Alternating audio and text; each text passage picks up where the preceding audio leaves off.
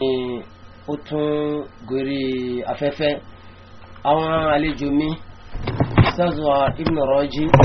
sọ sálámà sí àwọn ará ilé kí wọ́n gbọ́n yìí. Assalamu alaikum wa rahmatullahi wa barakatuh. náà wíwẹ́ bá ti ṣe mà wípé ètò yìí àwọn àfáà súnà ni a máa ń gbé wá láti wá ṣàlàyé fún wa nǹkan tí ó ní ṣe pẹ̀lú ọ̀rọ̀ ẹ̀sìn wa. ọ̀rọ̀ tí àwọn ustaz wa ń bá lọ láti ìjẹ ìjọ àbí láti bí ìjẹ́dógún náà ni ọ̀rọ̀ nípa pé ma hiya sunna wa man hum ahlu sunna. ibi táwa wà lọ́wọ́ gangan wọ́n ń ṣàlàyé fún wa pé kí ni jẹ́ sunna gangan nínú ẹ̀sìn Ànábì sallallahu alaihi wasallam. ibi tí wàá dúró níjẹ̀jọ́ òun náà ni àlàyé bí a ṣe pàtàkì ìlànà àwọn sàhábà níbi sunna Ànábì sallallahu alaihi wasallam.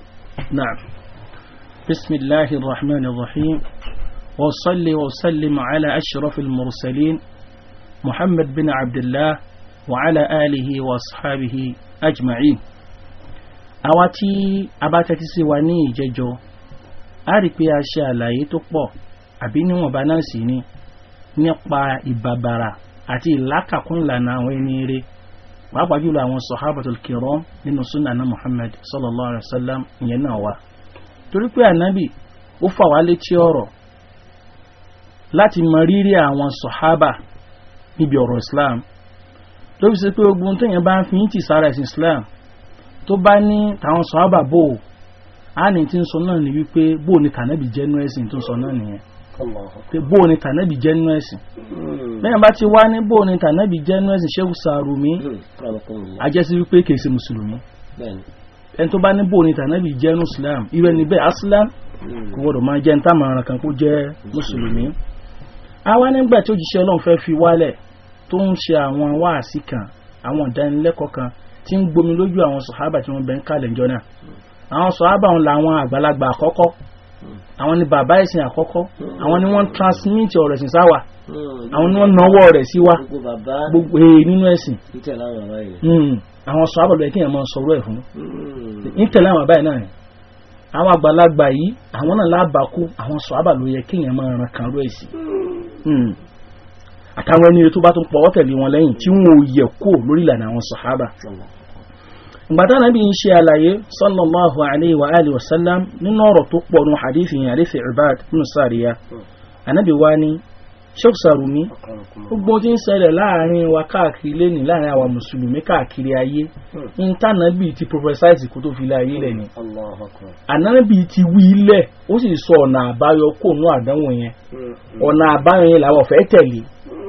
oníkálukú wa ń wá ọ̀nà tá a fi lè yọ kó òun wàhálà tá a kó sí lágbàáyé Islam a sì fi ìlànà tánàbì gẹ́gẹ́ ṣàlàyé fún wa pé òun ní òmò ọjọ́ náà àbáyọ àfilẹ̀ bẹ́ẹ̀ sì ni ọ̀rọ̀ ànábì náà ló padà ṣẹ ṣùgbọ́n a máa jẹra wa ń yà a sì máa sọ̀rọ̀ àwa nù. ànábì wa ni fa innahu man ya'ish minkum fasayara ikhtilafan kathira torí pé ẹ̀yin sàhábà tẹ̀ ń wò mí lé ní tẹ́ béèrè yìí ẹni tọ́lọ́run bá kà kọ́ lẹ̀ pẹ́mi rẹ̀ ó gùn nù yín yóò rí ọ̀pọ̀lọpọ̀ yapa nínú Islam o tí n bá ti ń filé ayé lẹ̀ nàtẹ̀ ẹ máa rí oríṣiríṣi ìlànà oríṣiríṣi ọ̀rọ̀ tèmi ò pè lẹ́sìn oríṣiríṣi ìjọsìn tèmi ànábì ò ṣàlàyé oríṣiríṣi nǹkan tèmi ànábì ò sọ pé ntọ́lọ̀ wínú ẹ̀sìn yìí gbogbo ẹ̀ náà lẹ́ẹ̀ máa rí ànábì ń sọ̀rọ̀ yìí fáwọn sàhábà ńjọ́ náà ẹ wá wásìkò ti wà lẹ́yìn bí ó sì mọ wá rí lọ náà nìyẹn oríṣiríṣi la máa rí gbogbo ètò àti ń rí káàkiri ìlú wa lẹ́nìí tí ń jọ sí ń ṣe wá lẹ́mà ẹ̀yin mùsùlùmí àti ìrí nǹkan kan ẹ̀yà lọ gbálànà nábì mú òun ní ó kó wa yọ ńgbà táwọn kankan bá ń yọjú láti mọ̀ pé àti ìrí nǹkan kan Sheikh Sarumi àti ìrí nǹkan kan torí pé ọ̀rọ̀ ànábì yóò sẹ̀ ọ̀rọ̀ ànábì gbọ́dọ̀ sẹ́ni torí pé kì í sọ̀rọ̀ lásán anil hawa ọ̀rọ̀ tọ́lọ̀ ọba jù sílẹ̀ nìyí ànábì wa ní ìyapa ẹnu yóò pọ̀ débi wípé bóòlù ẹ̀sìn fẹ́ ṣe sínú ẹ̀sìn ẹ̀rí kódà rí inú àwọn èèyàn wa dáadáa tí wọ́n jẹ́ lẹ́mìí dáadáa wọ́n láníyàn rí wọ́n ní gbogbo mùsùlùmí ẹjẹ́ ṣọ̀kan ẹjẹ́ àpapọ̀ à ń fọ́n yẹ́lẹ́yẹ́lẹ́ ìfọ́n yẹ́lẹ́yẹ́lẹ́ yìí àbùkù ní kó bá wa kò já ìyàyà níbi ń dájẹ́ wa kò já ara àǹfààní ara wa jẹ́ nínú ẹ̀sìn ẹ̀dákun ìyapanu yìí gan ò jẹ́ káwọn èèyàn mọ̀ pé Islam náà lọ náà á ní gbogbo nǹkan wọ̀nyí ẹni tí ò bá ní làákàyè nìkan ni onímọ̀ pé ìṣẹ̀lẹ̀ lóòótọ́ àmọ́ bí tá a ti jọ níṣòro ni wípé in tá padà kà fúnra wa nù hadithi yìí tánàbí ni ó máa jẹ́ ọ̀nà àbáyọ fún wa kò sẹ́ni tó ṣetán àti wá máa ń pa rẹ̀ àwọn tí wọ́n sì wá máa ń pa rẹ̀ náà ò ṣetán láti sọ fáwọn èèyàn àwọn tí wọ́n mọ̀ wọn ò ṣetán láti sọ torí wọ́n wò ó pé ń kó àwọn èèyàn ríra anábì ní gbogbo rẹ̀ tó bá há gádígádí tó dìmọ̀ yìí tán kathira fa alaykum bi sunnati وسنة الخلفاء الراشدين المهديين عضوا عليها بالنواجذ أنا بنت رباتي وادي ẹgbà súnnà ìmì ànábì mú súnnà ìmì ànábì ẹgbà mú dáindán kìí wá ṣe súnnà ìmì ànábì nìkan àti súnnà àwọn al-khulafa ar-rashidin ìlànà àwọn àrólé mi mẹ́rẹ̀ẹ̀rin tí wọ́n jẹ́ tó mọ́nà tí wọ́n tó ń fàwọn èèyàn mọ́nà Abubakar àbí wọ́n náà mú yóò ká wọn Umar oníkejì Uthman lẹ́ni kẹta Ali bin Abi Talib radiyallahu anhum ajma'in lẹ́ni kẹrin wọn bá nàbí ti gbé wọn kalẹ̀ rí àwọn eléyà nàbí ṣe lọ́rọ̀ èèyàn fún wọn wípé ìlànà wọn ká má pàtì inú ẹ̀sìn súnà wọn ká gbajúmọ̀ ṣe wá rí wáwù Sheikh Sarumi lọ́dọ̀ àwọn afá elédè wọ́n ní wáwù làátù nínú àwọn maqasidu rẹ̀ àbí àgọ́rọ́dù rẹ̀ ní pé máa ń túmọ̀ al-mughayara bẹ́ẹ̀ ni nínú àwọn àgọ́rọ́dù rẹ̀ náà ní pé máa ń túmọ̀ al-musharaka wáwù al-'atf tí ànábì lónú hadithi yìí lil musharaka ló ń ṣe ìfádà ọ̀ ẹ̀dá kò hìn tó wọn náà sí ilé kéw yẹn ni pé wáwù alaykum bi sunnati wa sunnati al-khulafa wáwù pé ẹ tẹ̀lé súnà èmi ànábì wáwù tó wá wáyé lẹ́yìn súnà tànábì yẹn tànábì fi dákọ̀ súnà àwọn àrólé rẹ̀ wáwù pé ànábì so súnà tiẹ̀ àti súnà àwọn khulafa ó so mọ́ra wọn ni wọn ò yàtọ̀ àwọn ẹ̀dàpọ̀ ẹja fi súnà Abubakar ilẹ̀ torí pẹ́lú mi Sheikh Sarumi bẹ́ẹ̀ bá ní hadithi tó ń lò yìí sí Abubakar tó gbọ́ yé bó ṣe gbọ́ yé tànábì ti sọ lọ́rọ̀ ànábì ju kí tó ní wàhálà ẹ̀yìn kí ní ẹ̀jì fẹ́ràn wàhálà jù tànábì ti sọ tẹ́lẹ̀ yóò wọ́n ti wá gbẹ̀rẹ̀ ànábì ju kọ́rọ̀ tán lẹ́nu àdífì yìí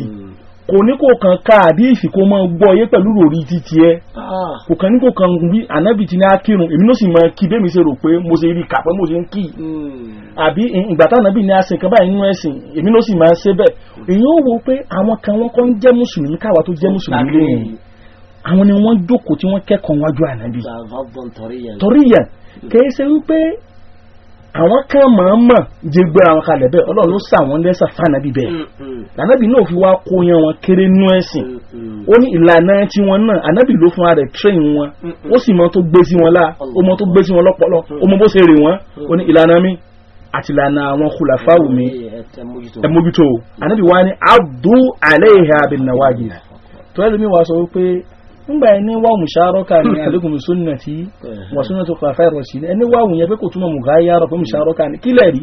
anábì jí kó gbogbo ọ̀rọ̀ tán lẹ̀ ó ní addu alayha bin nawajid kò ní addu alayhima bin nawajid dọ̀míìrù kan háwù yẹn òun náà ló wá fún súnà anábì àti súnà àwọn khulafa ẹ fi ọ̀gán yín ẹ fi di ìlànà yìí ẹ fi dì mú ẹ fi ọ̀gán yín ẹ fi di ìlànà yìí ẹ má jẹ́ ó bọ́ ẹ má jẹ́ ó bọ́ tẹ́yìn bá fẹ́ wà lẹ́ àdó kéèyàn dín mọ́ nǹkan sẹ́fẹ́ jàgbá ní ìnífilẹ̀ ìnígbà lórí pé a bá rí nínú èèyàn lẹ́nìí tọ́lọ́run bá fún ní ìmọ̀nà kó mọ tánàbí ní a ṣe nínú ẹ̀sìn àìpè wọ́n lálágídí àbí tó bá ṣe pé tí ò bá yé tó ẹ tún lè pẹ́ tó bá yé nínú ìlànà yẹn kẹ́ni ẹ̀dẹ́ ọmọ wa ìyàwó wa ọkọ wa ẹ̀gbọ́n wa àwọn àfáà wa náà là ń ṣàlàyé nǹkan báyìí fún náà ní ìtàwọn sáàmà ṣe nìyí ẹ dákun kí n jí Islam sọ kìí ṣe pé lójú kẹsẹ̀ náà lẹ́sọ̀ wípé tinú rẹ̀ ní í ṣe ó lágídí kò rí bẹ́ẹ̀ wọ́n máa ń lágídí kò rí bẹ́ẹ̀ tàmọ́sùkù ni anábì ló ti sọ lásọ̀ọ́lẹ̀ wípé addu alayha bin nawajid tẹ́yìn ò bá fẹ́ ó já náà lèyàn di eyín mọ́ a jẹ́ pé tí kìíní ò bá fi já gbogbo eyín yẹn náà ni ó wọ̀ pẹ̀lú ẹ̀ ìtumọ̀ ẹni pé tó ń súnmọ́ fífi súnmọ́ lẹ̀ láyé àfikún nǹkan mọ̀ sí láyé mọ́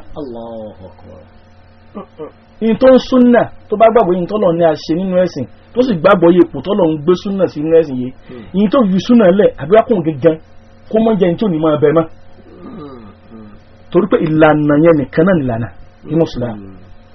ìlànà súnà náà sallam àti súnà àwọn sàhábà òun ló fà alimamu Ahmad rahimahullah ẹjá wọ ọ̀rọ̀ kan tó fi jẹ́rìí sí hadithi anabi àti ń sàlàyé ọ̀rọ̀ súnà lọ sí òsàrùnà alimamu Ahmad qala usulu sunnati indana التمسك بما كان عليه أصحاب رسول الله صلى الله عليه وسلم والاقتداء بهم وترك البدع وكل بدعة فهي ضلالة والسنة عندنا آثار رسول الله صلى الله عليه وسلم أجاوري رحم الله الإمام أحمد وغيره من الأئمة أو gbogbo ara máa ń gbọ́ Imam Muhammad ọmọ àǹbàlí nǹkan kan ní kàmọ́ wá ń ṣe nílé Sheikh Sarumi sẹ́rù gba àwọn àìmọ̀ wa mẹ́rẹ̀ẹ̀rin yìí tí wọ́n gbajúmọ̀ jù tí wọ́n hàn jù lókè sáwọn nìkan Ọlọ́run gbé àlùbáríkà ìmọ̀ yìí fún ẹ̀sìn bí a bá ń ṣe nǹkan kan nú ẹ̀sìn tó tako ẹ̀sìn a sì máa fi jù sọ́dọ̀ wọn àwọn ilé yóò sì ṣe àwọn tó ń ṣe èmi máa ń sọ fáwọn èèyàn wípé ẹ dákun àní fìdáwù tá a máa ń ṣe wọn nígbà àní Imam Malik là ń tẹ̀lé ní West Africa tí Nàìjíríà náà sì ń gbẹnu West Africa sẹ́nu Al-Akhdari tí wọ́n pè lálàrí àbí inú Àṣìmáwí láti rí ihun tí ń jẹ́ ìsòkúnú ẹ̀sìn ọ̀bùnújọ́ kẹta àjọkọ̀ àdúrà àjọ kẹta ìjọ keje ìjọ kẹjọ ológójì ọjọ́ ọlọ́dún kọ̀ọ̀kan ẹ̀rí pé Málíkì ò sí kí wá ní tí mo Muhammad sọ pẹ̀lú ògo ọlọ́run ọba àlekè ọlá tó ní tóbi rẹ̀ lọ́dọ̀ yóò yẹ ká tó máa tún àlàyé rẹ̀ ṣe síwájú àmọ́ ó tó dìgbà náà Imam Ahmad ní ihun tí ń jẹ́ ìpìlẹ̀ súnà lọ́dọ̀ wa o torí pé àwọn wọ̀nyí bá wọn sàhábà láyé ẹni pé wọn ò fojú gán ní ànábì ni wọ́n ní tí ń jẹ́ ìpìlẹ̀ tí ń jẹ́ súnà foundations tí ń jẹ́ súnà kí wọ́n mùsùlùmí náà kò dín mú o ti ń gbọ́ wáyé àkọ́kọ́ nù rẹ̀ التمسك بما كان عليه أصحاب رسول الله صلى الله عليه وسلم oníkéèyàn gbá tí àwọn sọ̀hábà Ànábì ṣe nínú ẹ̀sìn mú kéèyàn dì mú sísìn kéèyàn méjì ó já àkọ́kọ́ pìlẹ̀ nìyẹn. Ọlọ́run kó wa dúpẹ́ fún àwọn ustaz wa Ibn Raji owó olùtẹ́tí sí wa ẹ rí i pé àlàyé nípa súnà náà ni àlàyé ń lọ nípa rẹ̀ ó lè sọ pé ó fẹ́ dá súnà Ànábì ṣe àwọn kan lọmọlé kéwú àkọ́kọ́ lọ́dọ̀ Ànábì sọ̀rọ̀ Ahyakumullah bó ṣe rí gan ni àwọn gangan ni wọ́n rí inú wọ́n rí òde wọ́n rí bá Ànábì ṣe lo súnà kọ̀ọ̀kan kí wọ́n wá dé kò ní ìròrí tiẹ̀ lérí àdìsí yìí inna lillahi wa inna ilayhi raji'un ọba súnà Ànábì jẹ́ ni o ó sì ń bẹ lórí ìparun tọ orí ìparun sí nínú nǹkan bá wọn wà o àfikọ́ ọmọ àwọn pé bóun ni àwọn sọ̀hábà ṣe gbọ́ kìíní iye Ustaz Ibn Raji ẹ pè nọ́mbà yín gbogbo ẹni tí ó bá ní ìbéèrè láti pè yín. 08156256660 08037907714. tọ́ nọ́mbà àwọn Ustaz lẹ́gbọ́ yìí